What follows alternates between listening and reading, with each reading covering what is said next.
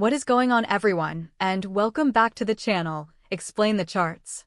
Today is October 23rd, 2025, and we are breaking down GBPUSD, or cable, which is facing some serious fundamental and technical pressure.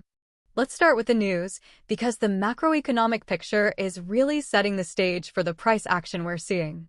The dominant theme right now is the significant divergence in monetary policy between the Bank of England and the U.S. Federal Reserve.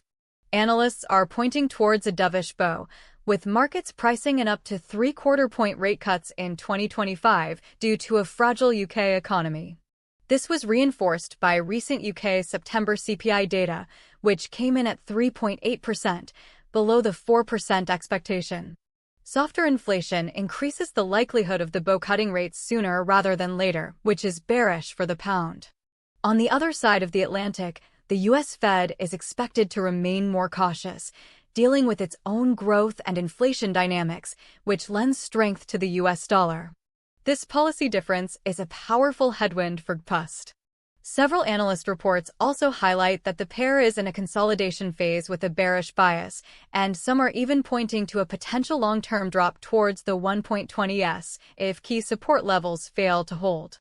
Now, let's see how this fundamental narrative is reflected in the charts. Looking at the daily chart with all the data loaded, we can see the bigger picture story of the past year and a half. After a prolonged uptrend that started back in early 2025, GBPUSD put in a significant peak around the 1.3780 level back in late June. This 1.3780 area lines up with analysis from Forex.com, which identified it as a well-respected, two-year resistance zone. Notice how the price was rejected from this level again in early September, forming what could be interpreted as a large-scale double-top pattern. Since that second peak, the selling pressure has been relentless, which aligns perfectly with the news of a cooling UK economy and a more dovish Bank of England.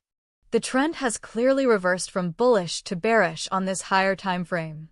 Now, let's zoom in on the more recent price action to see the damage that's been done. Focusing on the price action since September, the downtrend is undeniable. We see a series of lower highs and lower lows, which is the classic definition of a bear market. A particularly sharp drop occurred in early October, where the price plunged from above 1.35 down towards the 1.33 handle. This move was a direct reaction to that weaker-than-expected UK inflation data we just discussed. It shows a clear correlation between negative fundamental news and bearish technical momentum. For weeks, the 1.34 area acted as a psychological support level, but we can see that in the last few days, sellers have decisively broken below it. Yesterday's candle closed at 1.33648, and today we saw a continuation of that weakness, closing near 1.33503. This break of support is a very bearish signal and suggests that the path of least resistance is now to the downside. The previous support around 1.3400 to 1.3450 will now likely act as the first major resistance level on any bounce attempts. Switching over to the hourly chart gives us a more granular view of this recent breakdown. We can see a steep and consistent channel of selling pressure over the last 48 hours. Every attempt by buyers to stage a rally has been met with overwhelming selling pressure, creating a clear pattern of lower highs.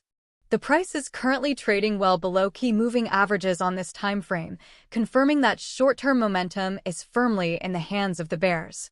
The key battleground right now appears to be the 1.3350 level. If we lose this, the next stop could be the lows from early October. Let's jump to the 15-minute chart for the most recent price action. Here on the 15-minute chart, we can see the intraday price action has been mostly consolidative after the large drop.